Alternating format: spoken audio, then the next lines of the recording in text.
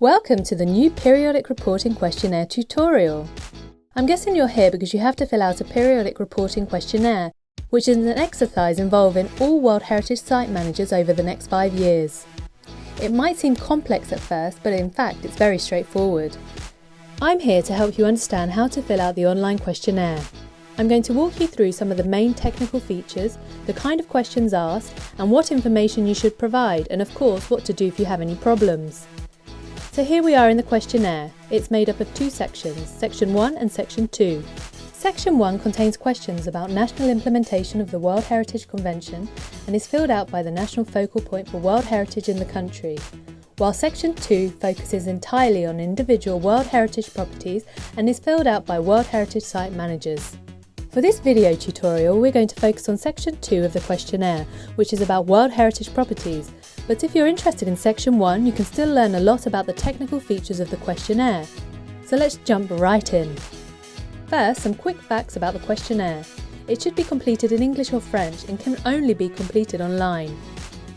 You can export the questionnaire in Word or PDF at any point, both before and after filling it in, but some features can only work in the online format. Overall, you will have about 10 months to fill in the questionnaire and to get it validated by your national focal point. The questionnaire itself can be filled in a couple of hours, but gathering and preparing the information takes a lot longer.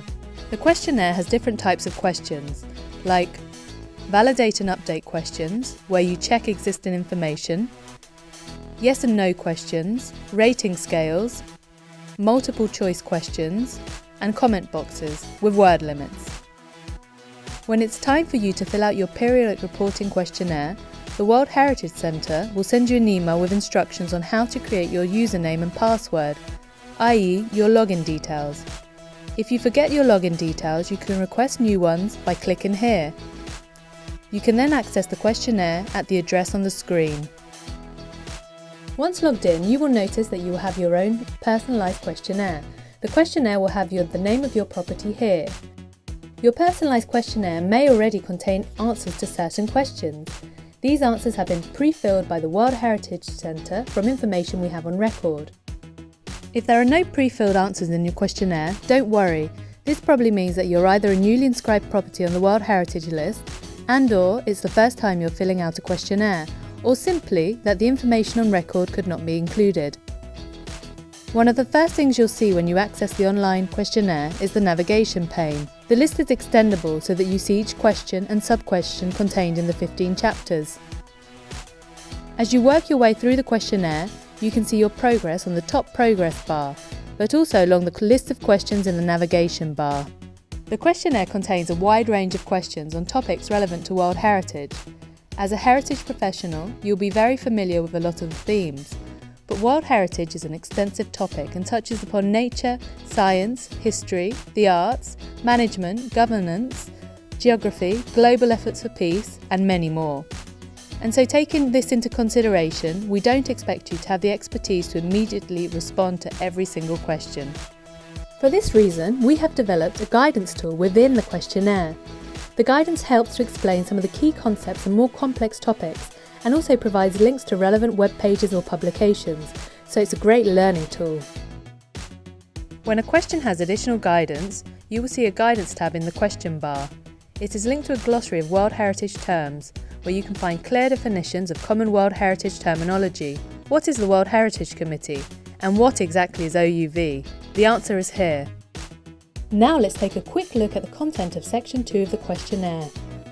Chapter 1 asks you for information on the name, year of inscription, geographic coordinates, maps and social media presence of your property, and also asks who has been involved in preparing the report. Chapter 2 asks whether your property is protected under other conventions and programmes.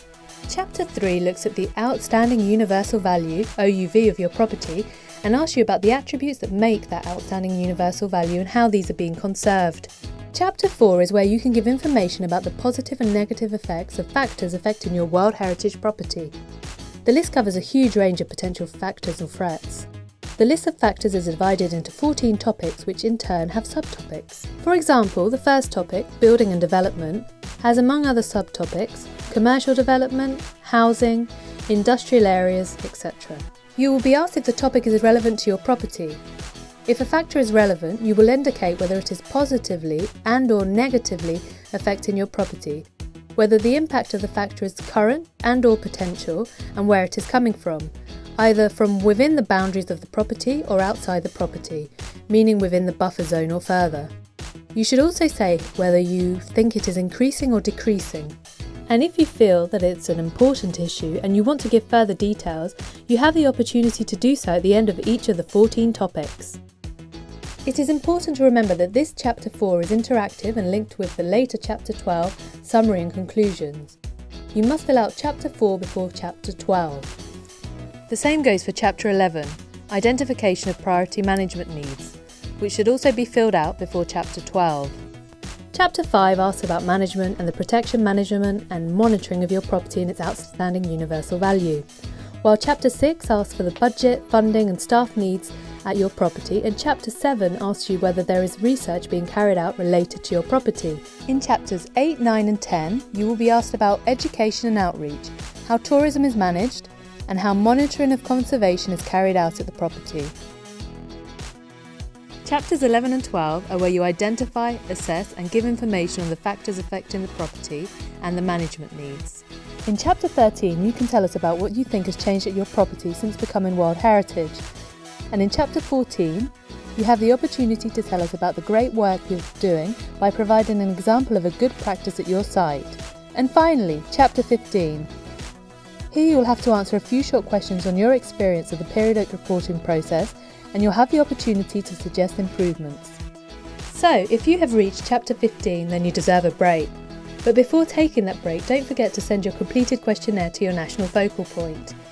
The preparation of this report should involve those who are responsible for the day-to-day management of the property and be done in consultation with key stakeholders such as the advisory bodies, ICOMOS, ICROM and IUCN, local communities and civil society.